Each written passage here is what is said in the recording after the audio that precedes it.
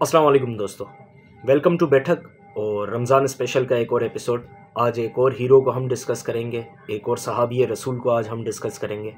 तो बग़ैर देर लगाए शुरू करते हैं। रसूलुल्लाह मोहम्मद सल्लल्लाहु अलैहि वसल्लम ने एक ख्वाब देखा। उस ख्वाब के अंदर उन्होंने देखा कि वो अपने साथियों के साथ काबे का तवाफ़ कर रहे हैं। रसूलुल्लाह की आँख खुली, वो नींद से बेदार हुए और उन्होंने कहा कि अब हम सब चलेंगे उम्रा करने के लिए। ये वो वक्त था जब मदीने में थे तमाम सहाबा और रसूलुल्लाह भी, और जो मक्का था वहाँ पर सारे कुरैश मक्का हुआ करते थे और इनके बीच जंगें हो रही थी। और इस दौरान बदर हो चुकी थी, ओहद भी हो चुकी थी और खंदक भी हो चुकी थी। ये उसके बाद का वाक़या है, अभी तक फ़तेह मक्का हुआ नहीं था। रसूलुल्लाह अपने 1400 सहाबियों के साथ निकले और उम्रा करने के लिए। जैसे ही वो रास्ते में थे तो कुरैश मक्का को इस बात की भनक लग गई, उन्हें पता चल गया कि रसूलुल्लाह आ रहे हैं अपने सहाबियों के साथ। उन्हें ये डर लगा कि कहीं ये जंग करने के लिए ना आ रहे हों। तो कुरैश मक्का ने अपने 200 सिपाही भेज दिए हुदैबिया नामी जगह पे, और रसूलुल्लाह को वहाँ तमाम सहाबाओं को वहाँ रोक दिया गया। जब वो वहाँ पर रुक गए, उस जगह का नाम हुदैबिया था, वो वहाँ रुक गए और वहीं खेमे लगा लिए और इंतज़ार करने लगे कि जब ये मामलात हल हो जाएंगे, डील हो जाएंगे, तो उसके बाद मसला जब हल हो जाएगा तो हम आगे चलेंगे। और रसूलुल्लाह ने ये पैगाम दिया कि हम कोई जंग करने के लिए नहीं आ रहे, सिर्फ उम्रा के लिए आ रहे हैं। ये दिन था 6 रमज़ान का और सन 6 हिजरी का ये वाक़या है। जैसे ही कुरैश मक्का को पता चला कि वो तो इस नीयत से आए हैं, तो उसके बाद सुहेल इब्न अम्र को कुरैश मक्का ने भेज दिया रसूलुल्लाह से बात करने के लिए। जब सुहेल इब्न अम्र आए तो वो रसूलुल्लाह के पास आए बात करने के लिए। रसूलुल्लाह ने अपना पैगाम दिया कि हम इस वजह से आए हैं, ये। अब सुहेल इब्न अम्र रसूलुल्लाह को डराने लगा, कुछ इस तरह से बात करने लगा कि ये जो आपके लोग हैं, जो आपके साथ हैं, जब आप पे बुरा वक्त आएगा तो ये सब उल्टे पांव भाग जाएंगे, ये आपके साथ खड़े नहीं रहेंगे उस मुश्किल वक्त में, जिन लोगों के भरोसे आप यहाँ तक आए हैं। ये बात हज़रत अबू बकर सिद्दीक़ रज़ी अल्लाह ताला अन्हु ने सुन ली। वो अंदर आए, खैमा पर्दा हटाया उन्होंने, वो अंदर आए और अंदर आके कहते हैं कि तुम हमारे बारे में बात कर रहे हो कि हम रसूलुल्लाह का साथ छोड़ देंगे? तो जाओ जाके अपने बुतों की शर्मगाहें चाटो जो तुम हमेशा से करते रहे हो। रसूलुल्लाह के सामने ये बात ना करो कि हम उनका साथ छोड़ देंगे। ये बहस चल रही थी कि नमाज का वक्त हो गया। रसूलुल्लाह बाहर आ गए। बाहर आए तो सुहेल इब्न अम्र और हज़रत अबू बकर सिद्दीक़ रज़ी अल्लाह ताला अन्हु वो भी बाहर आ गए। सुहेल इब्न अम्र देखने लगा, एक सहाबी है जो रसूलुल्लाह को वज़ू करवाने के लिए पानी देने लगे। रसूलुल्लाह ने जैसे ही कुल्ली की, अपना थूक मुबारक ज़मीन पे फेंकने लगे तो एक सहाबी ने अपना हाथ नीचे दे दिया, वो थूक ज़मीन पे नहीं गिरने दी। रसूलुल्लाह जैसे ही वज़ू करते तो वो पानी जो गिर रहा था, कोई भी सहाबी उसे ज़मीन पे ना गिरने देता, और उन सारे जिस सहाबी के हाथ में वो पानी आता तो दूसरा उस पानी से कुछ पानी ले लेता, उस हाथ से कोई दूसरा ले लेता, तीसरा ले लेता, चौथा ले लेता, और सब वो अपने जिस्म पे, चेहरे पे इस तरीके से उस पानी को मलने लगे। सुहेल इब्न अम्र ने जब ये देखा तो वो हैरान रह गया, वो दंग रह गया। वो वापस गया मक्का। उस वक्त मक्का का जो सरदार था वो अबू सुफियान था। अबू सुफियान के पास गया सुहेल इब्न अम्र और जाके कहता है कि मैंने कैसर व किस्रा के बादशाहों को भी देखा है, लेकिन इतना बेहतरीन प्रोटोकॉल और किसी का नहीं है। मतलब किसी के पास ऐसे साथी नहीं है जो उसके लिए इस हद तक जाके जान दे सकें।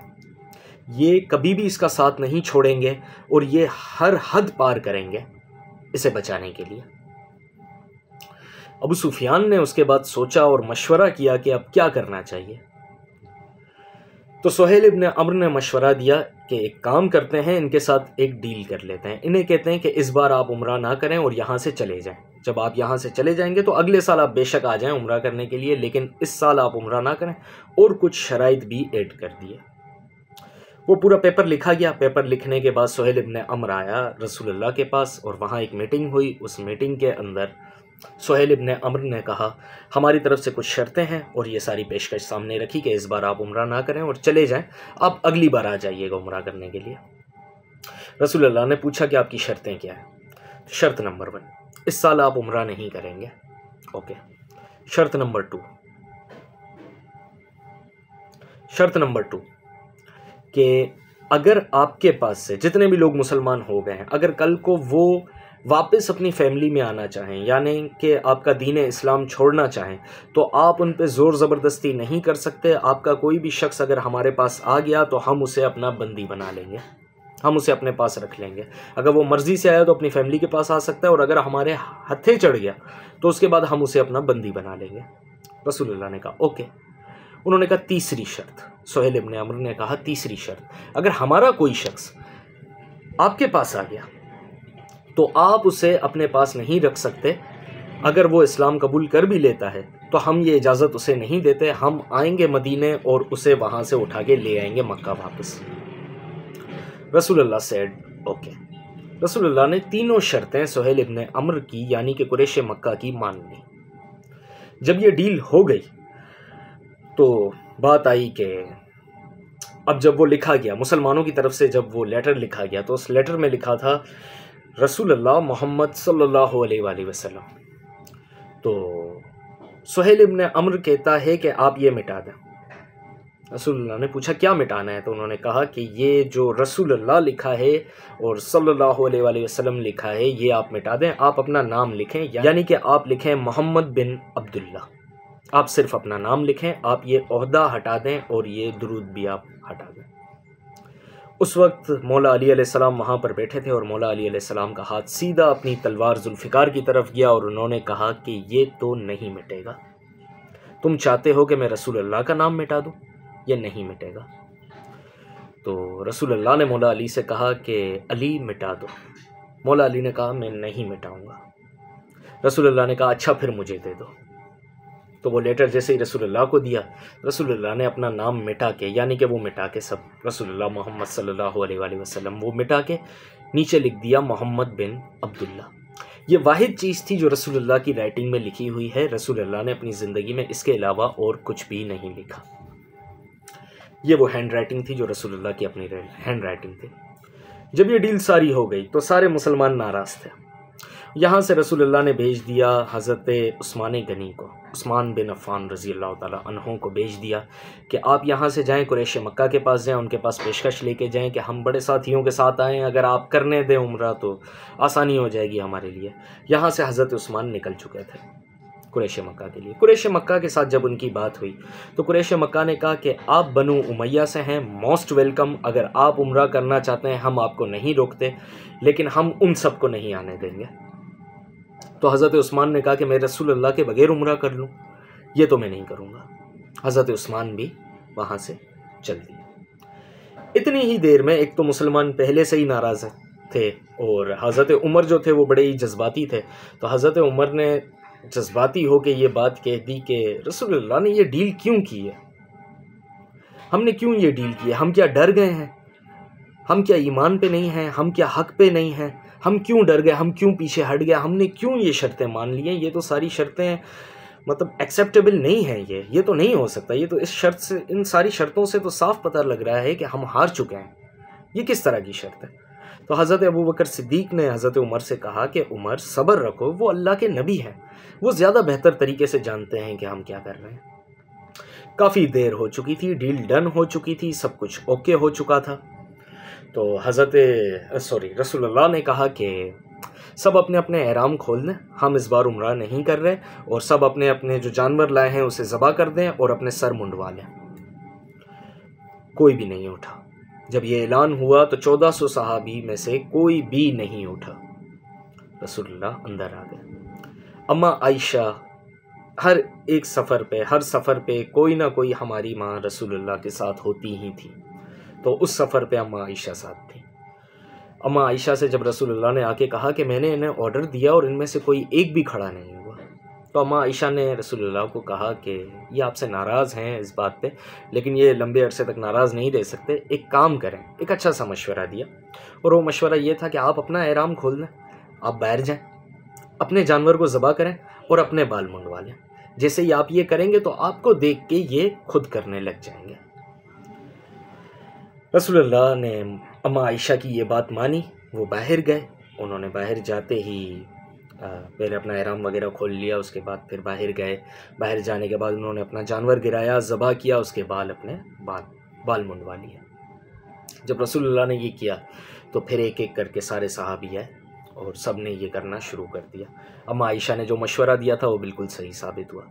ये सब कुछ यहाँ हो रहा था, इस सब में काफ़ी देर लग चुकी थी, हर एक जानवर ज़बह हो चुका था, सब कुछ हो चुका था, लेकिन हज़रत उस्मान अब तक वापस नहीं आए थे जो कुरैश मक्का के पास गए थे।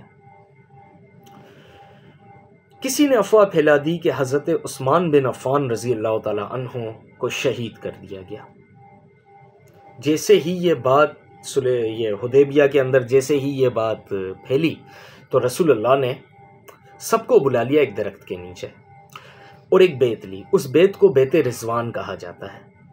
वहाँ पर बुलाया, बेत ली और रसूलुल्लाह ने कहा कि अगर उस्मान वापस नहीं आया, पहले तो सबसे बेत ली उनके अपने हाथों पे, उसके बाद रसूलुल्लाह ने कहा कि ये मेरा हाथ है और ये उस्मान का हाथ, मैं उस्मान की बेत भी लेता हूँ कि अगर उस्मान वापस नहीं आया तो हम उसका कसास लेंगे। अगर ये बात जो हम तक आई है कि उस्मान शहीद हो गया है तो हम उसका कसास लेंगे और हम अभी लेंगे, हम अभी मक्का चलेंगे। ये बात सुन के हर मुसलमान खुश हो गया। अब वो डबल सिचुएशन थी, मुसलमान जितने भी सहाबी रसूल थे वो इस टेंशन में भी थे कि हज़रत उस्मान वापस नहीं है, क्या ये बात सच तो नहीं है, वाकई तो ऐसा नहीं हो गया। और दूसरी तरफ कैफियत ये भी थी कि चलो फाइनली अब हम लड़ेंगे, जंग करेंगे, जिहाद करेंगे, हम जीतेंगे और हम अपने घर को देख सकेंगे, क्योंकि ज़्यादातर जो सहाबी थे वो वहीं से थे, मक्का से ही थे, जो मदीने के अंदर रसूलुल्लाह के साथ रह रहे थे, वो अपना घर देखने के लिए तरस गए थे। कि थोड़ी देर हुई तो हज़रत उस्मान आ गए और इतने में कुरान की आयत भी नाजिल हो गई। सूरह फतह आयत नंबर 18। अल्लाह मोमिनों से खुश हो गया जब वो दरख्त के नीचे तुमसे बैत कर रहे थे। इनके दिलों का हाल इसको मालूम था और इसलिए इसने इन पर सकीनत नाजिल फरमाई, इनको इनाम में करीबी फतह बख्शी। अब जब हज़रत उस्मान वापस आ गए तो मुसलमान सारे एक दूसरे से कहने लगे कि ये फतह है, ये कैसी फतह है, ये तो मतलब डील, ये किस तरह की डील हुई है कि उनका बंदा आ गया तो हम वापस कर देंगे, हमारा बंदा वहाँ चला गया तो वो कैदी बना लेंगे, ये किस तरह की मतलब फतह है, ये तो हमें समझ नहीं आई, ये कैसी फतह है। तो वहीं फिर से हज़रत उमर ने कोई बात की और हज़रत अबू बकर ने कहा कि उमर सब्र रखो, सब अच्छा होगा, सब ठीक होगा, हम नहीं समझते, वो अल्लाह के नबी हैं, अल्लाह का कलाम आया है, इसमें कोई बेहतरी ही होगी। उसी वक्त सुहेल इब्ने अम्र का अपना बेटा अबू जंदल वहाँ पर आए। वो मुसलमान हो चुके थे और वो वहाँ पर आ गए और आके कहते हैं या रसूलुल्लाह, मैं इस्लाम कबूल कर चुका हूँ, आपको पता है ये बात। वो पहले ही बैत कर चुके थे रसूलुल्लाह के हाथ में, लेकिन वो वहाँ पर थे, कैदी थे। किसी तरह से वो सिचुएशन क्रिएट हुई कि वो वहाँ से निकल के हुदैबिया तक आ गए और उन्होंने कहा कि या रसूलुल्लाह मुझे आप अपने साथ ले चलें। तो हज़रत अबू बकर और हज़रत उमर आ गया है। उन्होंने कहा कि अभी अभी हमने इनसे एक पीस ट्रीटी साइन किया है जिसके तहत हम इनका कोई बंदा नहीं रख सकते, तो आप चले जाएं, अल्लाह पाक इंशाअल्लाह अनकरीब आपके लिए कोई आसानी पैदा करेगा। रसूलुल्लाह का कहना है अभी आप वहीं रहें। तो अबू जंदल जो थे वो चले गए अपने वालिद सुहेल इब्ने अम्र के साथ। उनका बेटा इस्लाम कबूल कर चुका था, सुहेल इब्ने अम्र ने अब तक नहीं किया था, बाद में इन्होंने भी कर लिया था फतेह मक्का के बाद। तो सॉरी, ये सारी सिचुएशन क्रिएट हो गई। अब सब चले गए मदीने वापस। उसके बाद एक शख्स रसूलुल्लाह के पास आता है। He was a hero of सुलह हुदैबिया। ये है हमारी इस कहानी के हीरो। इनका नाम है अबू बसीर रज़ी अल्लाह ताला अन्हु। ये रसूलुल्लाह के पास आए, मदीने में आए और मुसलमान हुए, बैत की, सब कुछ हो गया। और बैत करने के बाद रसूलुल्लाह ने कहा कि आप मक्का से आए हैं? उन्होंने कहा जी। तो रसूलुल्लाह ने कहा आप वापस चले जाएं, हमारी उनके साथ एक डील हुई है और उसके तहत हम आपको यहाँ नहीं रख सकते। और ये अब कन्वर्सेशन चल ही रही थी कि मक्का से दो लोग अबू बसीर को ढूंढते हुए मदीने आ गए। जैसे ही वो आए तो रसूलुल्लाह के पास आए और अबू बसीर वहीं थे, तो वो अबू बसीर को लेके चले गए। अबू बसीर अब उनके साथ जा रहे हैं रास्ते में और सफ़र तय कर रहे हैं मक्का की तरफ जाने के लिए। और दो लोग थे वो उनमें से एक जो था वो थोड़ा सा शोखा टाइप था, वो अपनी तलवार की बड़ी तारीफ़ कर रहा था पूरे सफ़र के अंदर कि मेरी तलवार ऐसी, मेरी तलवार ये, मेरी तलवार वो, मैंने इस तलवार से बड़ी जंगें लड़ी हैं, ये किया है वो किया है। रास्ते में सफ़र लंबा था, थक गए, रेगिस्तानी सफ़र था, कहीं बीच में आराम करने के लिए रुक गए एक दरख्त की छाँव में, कॉर्नर देख के कहीं भी। तो जैसे ही रेस्ट करने के लिए लगे तो उन दोनों की आंख लग गई। जब उन दोनों की आंख लग गई तो यहाँ पर दो रिवायतें हैं अलग अलग। एक के अंदर ये है कि अबू बसीर ने वो तलवार उठाई और उन दोनों को कत्ल कर दिया वहाँ पे। वही तलवार जो एक वो जो शोखा था उनके बीच, वही तलवार उठाई और उनको कत्ल कर दिया। और दूसरी रिवायत के अंदर है कि अबू बसीर ने वो तलवार उठा ली, उनकी सवारी ले ली और वापस आ गए। वो सो रहे थे और वापस भाग के आ गए मदीना। अब दोनों में से क्या सच था वल्लाह अल्लाह ही बेहतर जानता है। बुखारी मुस्लिम के अंदर ये दोनों कॉन्सेप्ट हैं। क्या सच हैं, क्या मतलब कहानी है, ये नहीं पता। खैर बहरहाल तो वो फिर से मदीने आ गए रसूलुल्लाह के पास अबू बसीर, और अबू बसीर ने आके कहा कि या रसूलुल्लाह आपने मुझे उनके हवाले कर दिया था, लेकिन अब ये मैं खुद आ गया हूँ और अब आप मुझे वापस नहीं भेज सकते। तो रसूलुल्लाह ने कहा कि चलो एक काम करो अबू बसीर, तुम यहाँ से चले जाओ और कहीं रेगिस्तान में कहीं अकेले में अपना वक्त गुजारो, और जब ये मामला सारे डील डन हो जाएगी, सब कुछ ओके हो जाएगा, मामला सही हो जाएंगे तो तुम वापस आ जाना। अबू बसीर ने कहा ठीक है। अबू बसीर मदीने से चले गए और मक्का से मदीना जाने वाले किसी बीच के रास्ते में कहीं रेगिस्तान में वो अकेले रहने लगे। सोचें ज़रा क्या कैफियत होगी, कितनी कुर्बानियाँ दी हैं अल्लाह के नेक बंदों ने। रेगिस्तान में इस तरह से रहना, अकेले रहना। वो रुके रहे और काफ़ी अरसे तक इंतज़ार करते रहे, वो अकेले ही थे कि आराम आराम से दीन मज़ीद फैलने लगा। लोगों को इस बात पे यकीन आने लगा कि रसूलुल्लाह ठीक हैं, वो अल्लाह के आखिरी नबी हैं, हमें उन पे ईमान ले आना चाहिए। ये मक्का के लोगों में से काफ़ी लोगों को लगा। अब वो निकलते, वो जाके रसूलुल्लाह की बैत करते, वो इस्लाम कबूल करते, और इस्लाम कबूल करने के बाद रसूलुल्लाह उन्हें भी यही कहते कि आप चले जाएं फिर कहीं, क्योंकि आप यहाँ रहेंगे तो ये हमारे बीच फिर डील डन हुई है, मजबूरन मैं अपनी ज़बान के ख़िलाफ़ नहीं जा सकता, मुझे इसके तहत चलना पड़ेगा, तो आप चले जाएं कहीं। अब ये सब शख्स जाके कहीं बीच में जैसे ही जाते गए काफ़ी लोग वहाँ जमा हो गए और उन्हें अबू बसीर भी मिल गए। अब वहाँ एक काफ़िला बनना शुरू हो गया। अब ये सब लोग वहाँ भूख प्यास तकलीफ़ गर्मी हर चीज़, एक रेगिस्तान में इस तरह से रहना आसान नहीं होता, ये सारी चीज़ें वो लोग बर्दाश्त कर रहे थे। तो अबू बसीर जो वहाँ पर सीनियर थे सबसे ज़्यादा, अबू बसीर ने कहा कि ये जो हमारे साथ हम जो तकलीफ़ झेल रहे हैं, ये तकलीफ़ हम कुरैश मक्का की वजह से झेल रहे हैं, उन लोगों की वजह से झेल रहे हैं, और वो सुकून से रह रहे हैं अपने घरों में। उन्हें इस बात का पे ऑफ करना पड़ेगा जो तकलीफ़ हम झेल रहे हैं। तो उन लोगों ने पूछा, बोला अब हम क्या करें? काफ़ी लोग जमा हो गए थे, एक टोला बन गया था, एक ग्रुप बन गया था। अब हम क्या करें, कैसे हम मतलब क्या करना चाहिए अब हमें? तो अबू बसीर ने कहा कि इनके जो काफ़िले जाते हैं, जो बिजनेस ट्रिप्स जो इनके गुजरते हैं, जो काफ़िले गुजर रहे होते हैं, तिजारती काफ़िले, हम उन्हें लूटना शुरू करेंगे। और इन सबको ये बात समझ आ गई और उसके बाद इन्होंने ये करना शुरू कर दिया। अब जो भी मक्का वालों का काफ़िला गुजरे उन्हें लूट लिया जाए। तो उन्हें नुकसान होने लगा मक्का वालों को कि कोई भी बिजनेस ट्रिप आ रहा है जा रहा है, कोई भी काफ़िला तिजारती आ रहा है जा रहा है, तो उसे लूट लिया जाता था। और ये अपनी एक जगह नहीं रखते थे, एक सिलेक्टेड जगह नहीं थी, ये लूट के अगली बार अपनी जगह कहीं और बना लेते थे। वो रास्ता चेंज करते थे तो ये भी रास्ता चेंज कर लेते थे, और वहाँ पे रह के ये वहाँ के सारे नक्शे से, सब रास्तों से वाकिफ़ हो गए थे कि किन किन रास्तों से ये गुजरता है। और थे भी आफ्टर ऑल सारे मक्का के ही लोग थे, तो उन्हें पता था कि काफ़िला कहाँ से गुजरता है, कहाँ से गुजर सकता है। उनके काफ़िले लूटना शुरू हो गए और उन्हें नुकसान उठाना पड़ा। बहरहाल एक दिन आया जब अबू सुफियान का एक काफ़िला लूट लिया गया अबू बसीर और इन सारे लोगों की तरफ से। तो अबू सुफियान जो था वो सरदार था मक्का का, तो उसने सुहेल इब्ने अम्र को बुलाया और कहा कि ये तेरा मशवरा था ना कि तू मोहम्मद के सामने सल्लल्लाहु अलैहि वसल्लम उसके सामने ये वाली तू पेशकश रखे कि इस तरीके से हम डील कर लेते हैं और ये डील हमारे लिए बड़े फ़ायदेमंद है। तूने मुझे आगे यही कहा था ना, अब बता इस डील का हम क्या करें, हमें तो मुसलसल नुकसान हो रहा है इसमें। तो अब ये तूने किया था, अब जा ऐसे जाके सुधार। तो सोहेल इब्न अम्र ने कहा कि ओके ठीक है, अब सरदार की तरफ से ऑर्डर आ गया।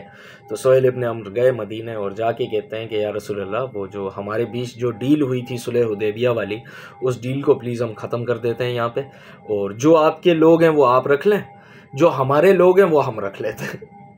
मतलब ऐसा तो कोई था ही नहीं ना कि जो मक्का जाना चाहे इस्लाम छोड़ के, ऐसा तो कोई नहीं था, कोई एक शख्स भी इस पूरे टाइम पीरियड के अंदर नहीं आया। लेकिन ऐसे बहुत सारे लोग हो गए थे जो इस्लाम कबूल करके मक्का से मदीना आ गए थे, और फिर वो अबू बसीर के ग्रुप में शामिल हो गए थे, और वो इस तरीके से इन्हें नुकसान पहुंचा रहे थे।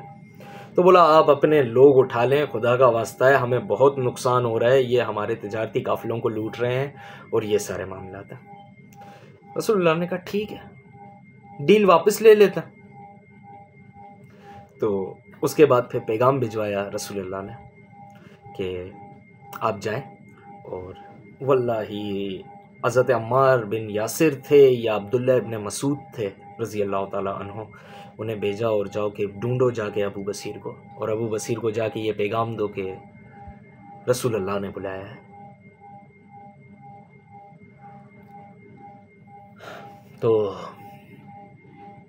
वो चले गए ढूंढने के लिए, और जब रेगिस्तान में निकले और ढूंढते ढूंढते ढूंढते एक जगह आखिर मिल गई जहाँ काफिला रुका हुआ था, वहाँ गए और वो उतरे और पूछा कि अबू बसीर कहाँ है। तो बोला वो अंदर है खेमे में। खेमे में गए। अबू बसीर की तबीयत ख़राब थी, बीमार थे, वो बिस्तर पे थे, बहुत हालत बहुत ज़्यादा ख़राब थी, बहुत गर्मी थी, रेगिस्तान और भूख प्यास ये सब कुछ आसान नहीं था रहना, तबीयत ख़राब हो गई थी, बहुत ज़्यादा ख़राब थी, अपने आखिरी वक्तों में थे हज़रत अबू बसीर रज़ी अल्लाह ताला अन्हु। तो अब वो जब गए उनके पास जाके बैठे और जाके पैगाम दिया कि अबू बसीर आपको रसूलुल्लाह ने बुलाया है मदीना। तो अबू बसीर के आखिरी अल्फाज थे कि रसूलुल्लाह को मेरा सलाम कहना। आंख से एक आंसू निकला और अबू बसीर दुनिया से पर्दा फरमा गए।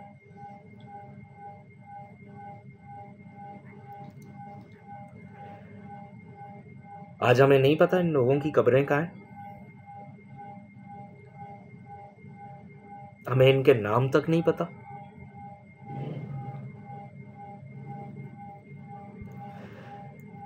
इन्होंने जो एक्ट्स किए, इन्होंने जहां रसूलुल्लाह का साथ दिया, जहां इन्होंने दीन के लिए अपनी कुर्बानियां दी, हम इन लोगों को नहीं जानते। ना ये मिंबर से बयान होते हैं, ना कोई मौलवी हजरात इन्हें बयान करते हैं, इनके नाम कहीं दब के रह गए। वहीं अबू बसीर की कब्र बना दी गई, लोग सारे वापस आ गए, सुलह हुदैबिया ख़त्म हो गई, अल्लाह ने जीत से नवाजा मुसलमानों को, रसूलुल्लाह को फ़तेह नसीब हुई। लेकिन सुलह हुदैबिया के ये हीरो अबू बसीर इन्हें सब भूल गए।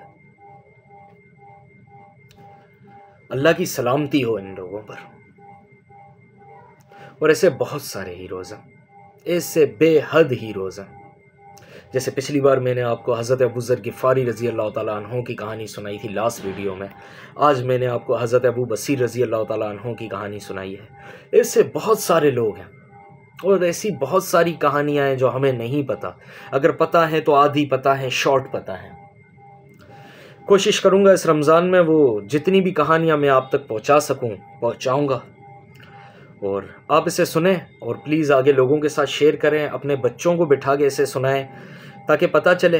वो समझते हैं इस तरीके से दीन हमारे सामने पेश किया गया कि ये बड़ा ही बोरिंग सा है, यहाँ पर बस नमाज़ पढ़ो, ज़कात दो और ये जस्ट सिंपल है, दीन हमेशा से ऐसा था, यूं ही प्लेट में रख के हमें मिला है।